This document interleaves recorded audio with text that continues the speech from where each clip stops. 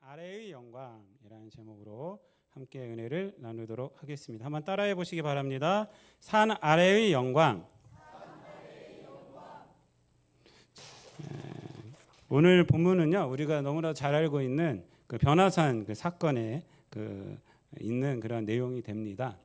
오늘 이제 사실은 이제 우리가 변화산이라고 하고 있거든요. 그래서 우리들이 이제 변화산이라고 말하면 다 알아들어요. 아, 예수님이 변하신 사건이지 뭐 이러는데 변화산은 없습니다, 여러분. 성경에 어디에도 변화산이라고 한 데는 없고 이스라엘에도 변화산이라고 명칭한 산은 없어요. 그래서 이제 성경학자들이 찾아봤더니 아마 헐몬산일 것이다.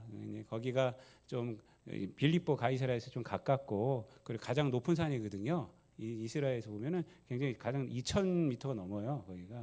그래서 헐몬산이 아닐까라고 이렇게 추측은 하지만 그 산이 변화산은 아닙니다. 변화산이라고 명칭한 이유는 뭐냐면 이 사건 때문에 그런 거예요. 이 사건 내용. 여기서 예수님이 변하셨잖아요. 변모한 그 사건 때문에 변화산이라고 말한 거예요. 오늘 본문에도 보면은 제자들을 들고 어디 가셨다고요? 높은 산에 가셨다고 그래요. 어느 높은 산이라고 그러지 그 산을 어디라고 말을 하고 있지는 않습니다. 그래서 우리가 이 산이 어딘지 뭐 찾는 것은 아무 의미가 없습니다. 그것이 아니라 여기서 예수님이 변하셨지, 그리고 왜 변하셨는가, 그것이 주는 의미가 무엇인가, 이것을 우리가 알게 되는 것이 더 중요합니다. 오늘 본문에 보면은 예수님께서 베드로, 야고보, 요한 세 명을 데리고, 요 세 명이 핵심 제자잖아요. 데리고 이제 그 높은 산에 올라가셨는데 그 앞에서 이제 변형이 되십니다. 변형이 되신 특징이 두 가지예요. 첫 번째는 외적인 특징이 있고, 두 번째는 엘리야하고 모세하고 같이 있었다라고 그래요. 그래서 이제 예수님의 그 위치가 이제 어딘지를 보여주는 특징이 있습니다. 첫 번째 외형적인 특징은 뭐냐면 그 얼굴에 해같이 빛나고 그 옷도 빛나는 것처럼 하얘졌다, 하얀색으로 빛났다라고 말을 하고 있습니다. 이것은 여기 특징은 뭐냐면 빛입니다. 빛. 그러니까 이 변화의 특징, 외적인 변화의 그 중심적인 내용은 뭐냐면 변화의 중심에는 빛이 있다는 거예요. 빛나는 존재가 되셨다. 이것은 뭐냐면 우리에게 주는 의미는 예수님은 어두운 세상을 구원하시는 구원자시라는 거예요. 빛 그 자체라는 것입니다. 어떤 빛을 반사해서 나오는 그런 광명체가 아니라 달이 그런 광명체잖아요. 햇빛을 받아서 밤에 환하게 빛나는 거거든요. 그런 반사체가 아니라 빛 그 자체라는 것입니다. 그래서 예수님은 이제 어두운 세상, 어두운 죄악된 세상 가운데서 우리를 구원하러 오신 바로 구원자가 되신다라는 것을 나타내고, 두 번째는 이제 위치죠. 위치는 뭐냐면 그 모세하고 엘리야가 갑자기 나타나서 이제 예수님과 대화를 합니다. 그렇죠? 그러니까 모세는 이제 구약의 율법을 대표하고요. 엘리야는 예언자를 대표하는 거예요. 근데 예수님께서 모세하고 엘리야하고 같은 위치다라고 생각하시면 안 됩니다. 예수님은 그보다 월등한 존재시잖아요. 사람하고는 어떻게 비교할 수가 없는 존재죠. 하나님의 아들이시니까. 예수님은 그 모세의 율법을 완성시키러 오신 분이 예수님이시고, 엘리야를 대표하는 구약의 예언을 이루시는 분이 예수님이다 라는 것을 이 위치를 통해서 말을 주는 거예요. 그러니까 모세와 엘리야가 드러난 이유는 뭐냐면 바로 그 율법과 예언의 완성이 누구시냐, 바로 예수님이다 라는 것을 우리에게 말해주는 것입니다. 그러니까 이 변모의 사건을 통해서 우리가 알아야 하는 것은 뭐냐면 예수님이 하나님의 아들이시지, 그러니까 예수님이 얼마나 아름답고 얼마나 뛰어나고 얼마나 사람들과 다른 위치에 있는가, 이것을 깨닫는 것이 아니라 예수님의 영광의 실체는 뭐냐면 바로 우리를 구원해 주시는 분이시구나, 그리고 구약 성경을 이루시는 분이시구나, 완성시키는 분이시구나, 율법을 완성시키는 분이시구나 라는 것을 우리가 깨달아야 하는 것입니다. 그래서 평행 본문이 이제 누가복음에 있습니다. 누가복음 9장에 보면은 이제 쭉 나오는데, 특별히 30절하고 31절에 보면은 거기도 이제 모세하고 엘리야가 나타나요. 근데 모세하고 엘리야가 나타나서 거기 마태복음하고 틀린 점이 있어요. 마태복음하고 틀린 점은 뭐냐면 마태복음에서는 모세하고 엘리야하고 나눈 대화가 없어요. 근데 누가복음에서는 있습니다.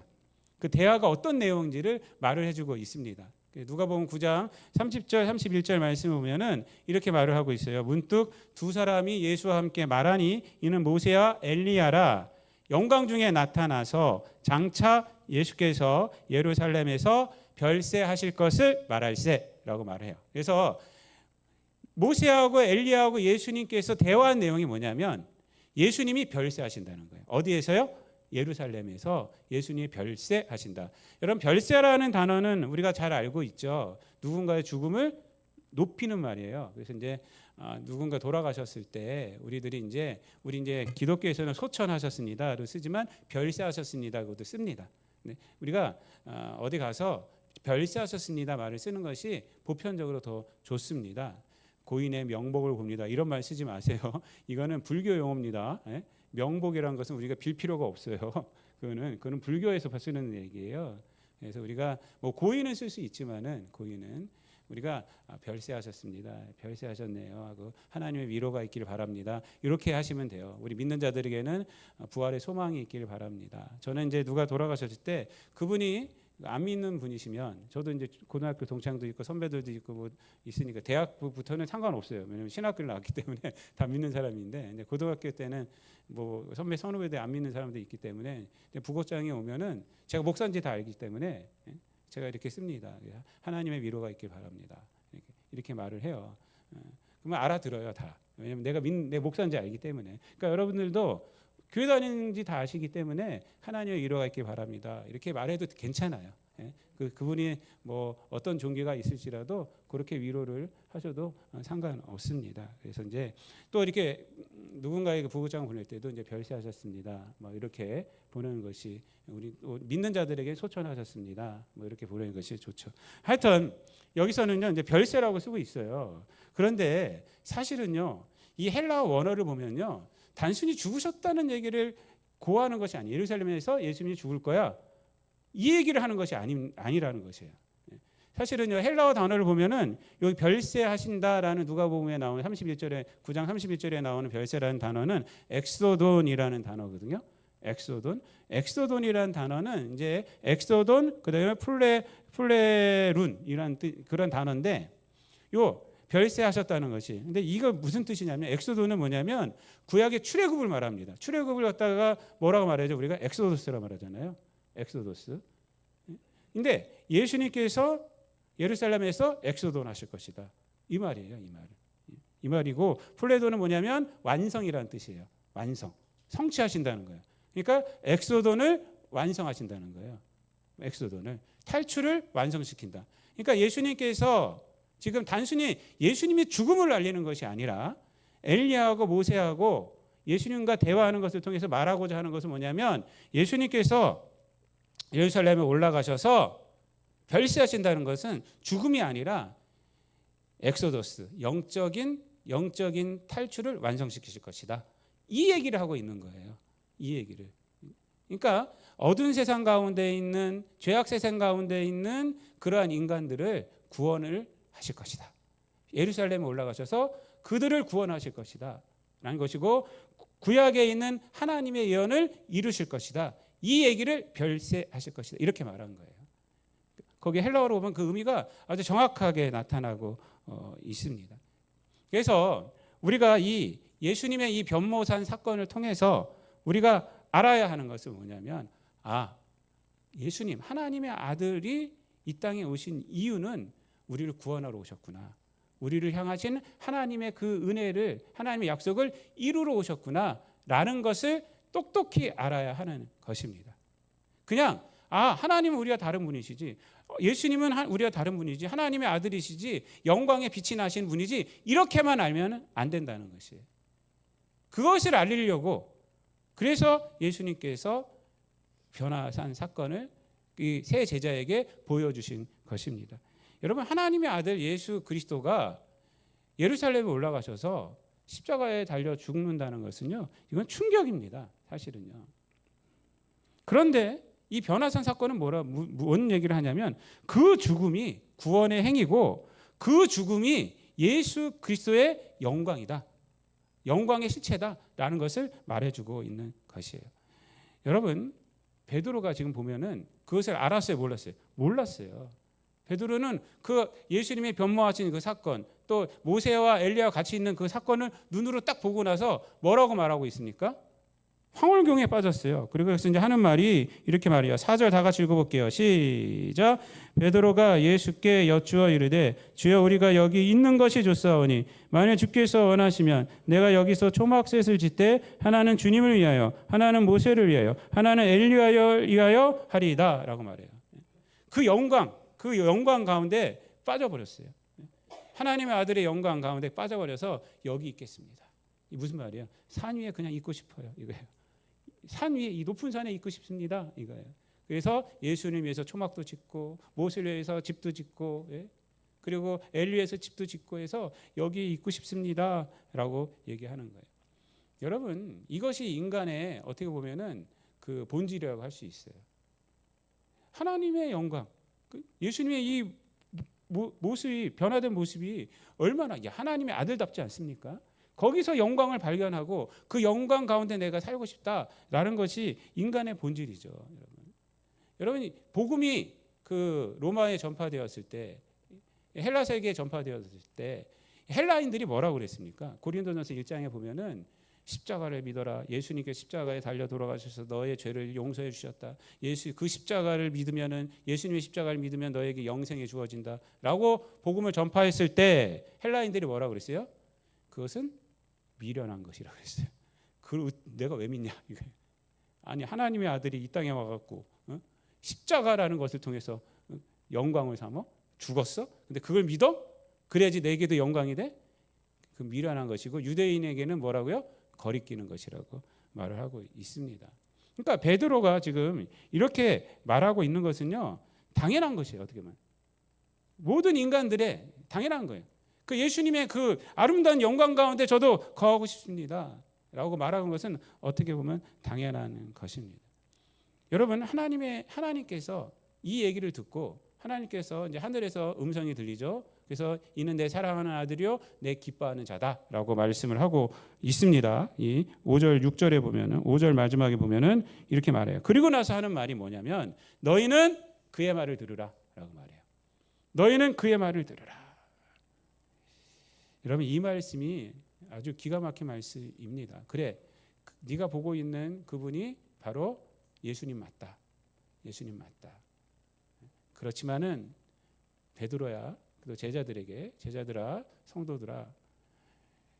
성도들이 할 것은 베드로야 네가 할 것은 뭐냐면 그 하늘의 그 높은 산에 집을 짓는 것이 아니라 이 땅에 내려와서 예수님의 말을 듣는 것이다. 이 말이에요. 예수님의 말을 들어야 한다. 예수님께서 행하시는 일, 내가 사랑하는 아들, 내가 기뻐하는 자가 행하는 일, 그 일이 뭡니까? 십자가와 부활이죠. 그것을 바라보고 그것을 영광 삼을 줄 알아야 한다. 산 위에 있는 영광이 아니라 산 아래에서 영광을 찾아야 한다라는 거예요. 예수 그리스도의 영광을 산 아래에서 십자가에서 찾아야 한다라는 말씀이 바로 그의 말을 들으라라는 것입니다. 여러분 예수님도 산에서 내려오면서 제자들에게 뭐라고 말씀하십니까? 9절 말씀에 보면 이렇게 말합니다. 산에서 내려올 때 예수께서 명하여 이르시되 인자가 죽은 자 가운데에서 살아나기 전에는 본 것을 아무에게도 이르지 말라라고 말씀하고 있습니다. 언제까지 말하지 말라는 거예요?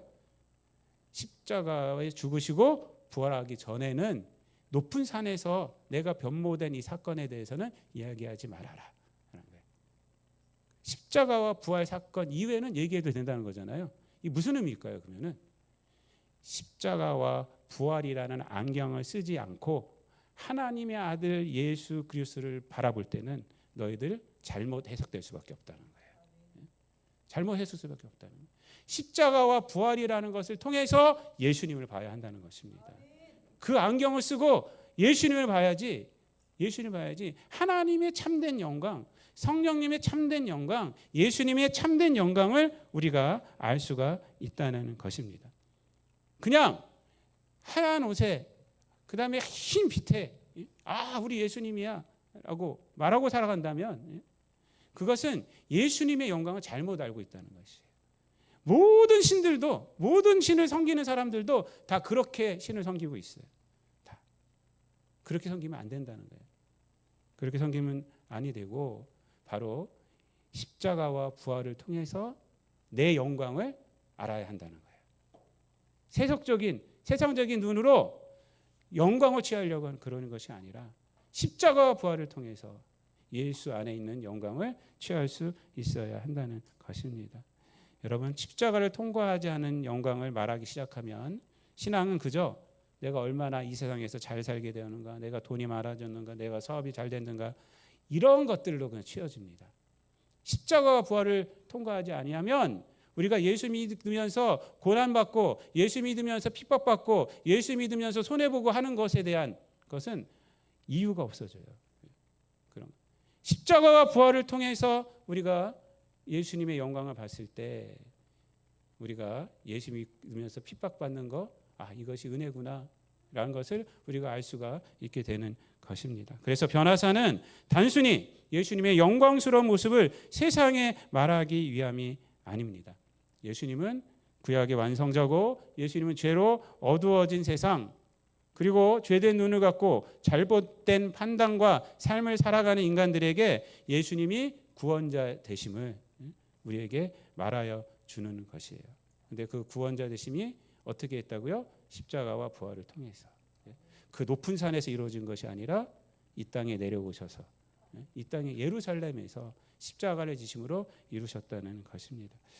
여러분, 그래서 마가복음 마지막에 15장 39절인가요? 거기 보면은 십자가에 달려 돌아가시는 예수님을 바라보고 한 백부장이 고백을 하죠. 무슨 고백을 합니까? 이는 진실로 하나님의 아들이었도다.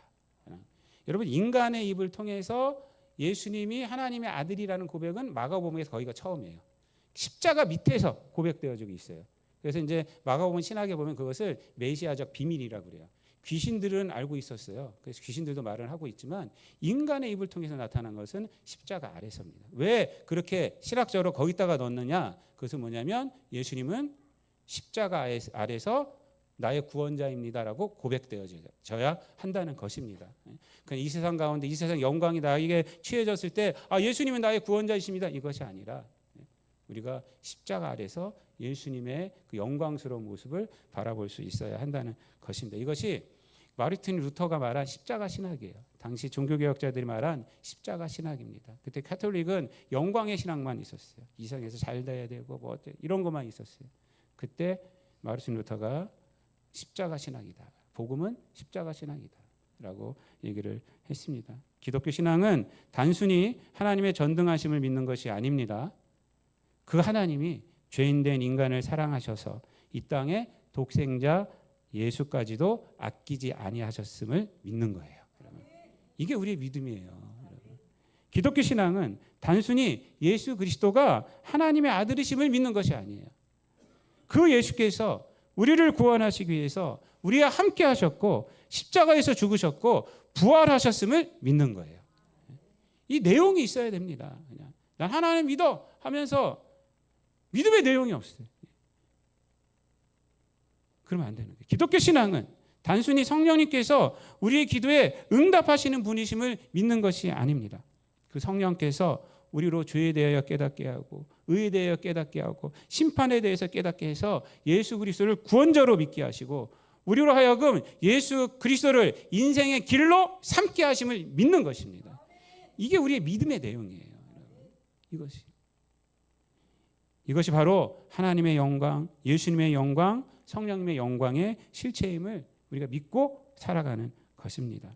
성도의 삶은 예수님의 믿음으로 하나님의 믿음으로 그 전능하신 하나님의 그러한 능력을 소유하는 것이 아니라 세상에서 예수님께서 하나님의 영광된 존재로 세상을 구원하셨듯이 우리도 세상에서 믿음으로 복음의 증인으로 세상을 살리며 살아가는 존재가 되는 것입니다.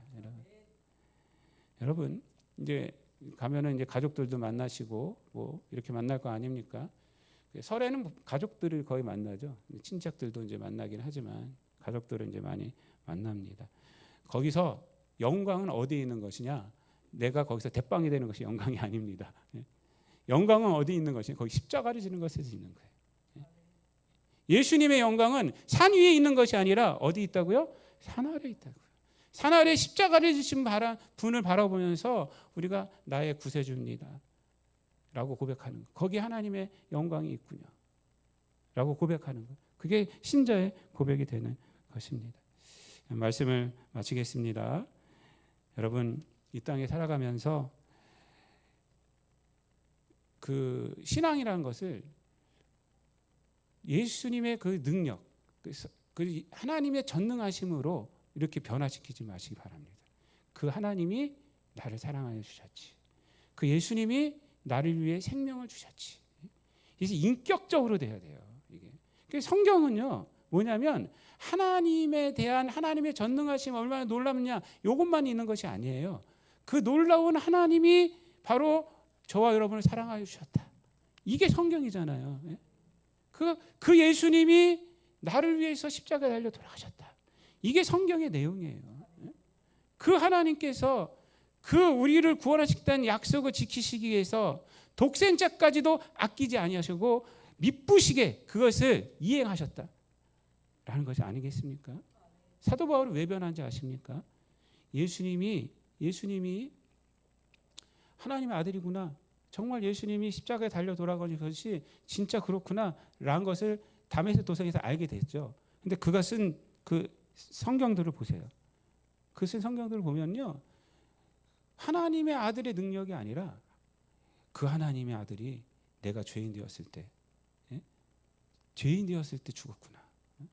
내가 원수 되었을 때 죽었구나. 내가 연약할 때 죽었구나. 로마서 5장에 나오는 거 아닙니까? 그것을 깨달은 거예요. 하나님이 그냥 능력의 하나님이 아니라 나를 사랑하시는 하나님이구나.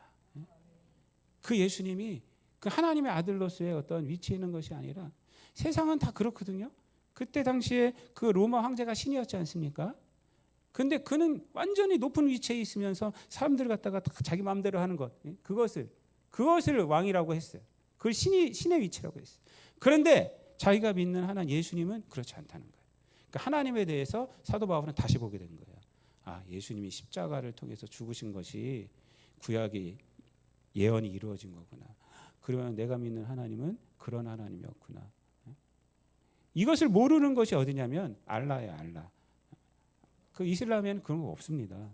그래서 그 이슬람 교도들에게 성경책만 전달해주고 그것만 읽어도 그 사람들은 변화된대요. 왜냐하면 성경책만 봐도 이런 하나님을 내가 어떻게 믿어? 근데 성경책을 보니까 기독교의 하나님은 자기가 믿는 하나님과 너무 틀려. 자기가 믿는 알라는 너무 두렵거든요. 말 안 들으면 칼로 쳐 죽이고 막 이러고 여자는 없어요. 거기는요. 거기 여자는 여자의 인권은 알라 거기는 없어요. 그런 게 자기들 믿는 하나님인데 성경에 나오는 하나님은 나를 위해서 죽으신 하나님이에요. 죽으신 하나님. 여러분 어디에 영광이 있습니까? 산 위에 있습니까? 산 아래에 있는 거예요. 산 아래 어디 있는 거예요? 십자가에 있는 것입니다. 그래서 예수님께서 이 얘기를 하는 겁니다. 내가 십자가에서 죽고 부활하기 전까지는 그 사건 얘기하지 말아라. 너희들 알지도 못한다. 자꾸 그거 얘기해봤자 그러면 하나님만 왜곡하는 것이다. 그래서 금지시키는 것입니다. 십자가와 부활로 우리가 하나님의 영광을 바라볼 수 있어야 됩니다. 그리고 십자가야말로 우리에게 정말 영광이구나 라는 것을 깨닫고 우리도 이 세상 가운데에서 그 십자가의 삶을 살아가는 거예요.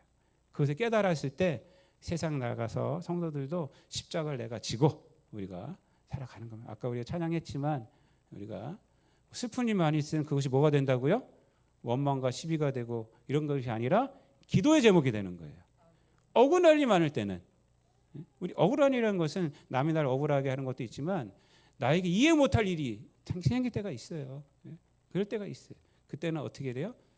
주를 위해 참는 거예요. 주를 위해 참는 것은 부들부들 떨면서 참는 것이 아니라 하나님의 뜻을 그때 알게 하여 주시옵소서. 하나님의 뜻 가운데 있게 하여 주옵소서라고 그렇게 살아가는 것입니다. 그러다 보면 하나님의 뜻이 우리 삶 가운데 나타나게 되는 것입니다. 이것이 바로 성도의 삶이시고 이것이 바로 십자가의 영광을 내 영광으로 이끌어서 사는 삶이 되는 것입니다. 여러분들 십자가 부활을 통해서 하나님의 영광을 발견하시고 예수 그리스도의 영광을 발견하시고 고백하시고 우리 또한 이 땅 가운데서 그 영광으로 십자가의 영광으로 살아가는 저와 여러분 되시기를 우리 주님 예수 그리스도의 이름으로 축원드립니다.